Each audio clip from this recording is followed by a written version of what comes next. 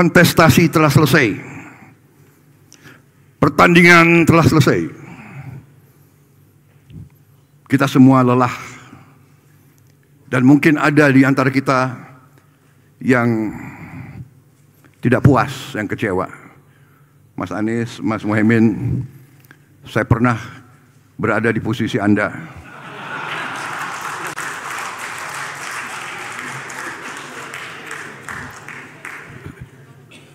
Saya tahu senyuman Anda berat sekali itu.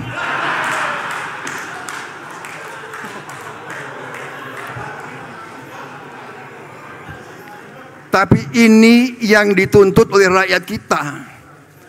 Kalau kontestasi adem-adem saja, kalau kontestan itu, ya kan, tidak tajam dan tidak keras, namanya bukan pilihan untuk rakyat. Rakyat minta pilihan, rakyat minta perbandingan. Dan saya terima kasih kepada Mas Anies dan Muhaimin. Juga saya terima kasih sama Mas Ganjar dan Profesor Mahfud. Kita berjuang, saya yakin dorongannya Mas Anies, Mas Muhaimin, Mas Ganjar sama dengan dorongan yang ada di saya. Kita ingin yang terbaik untuk rakyat Indonesia.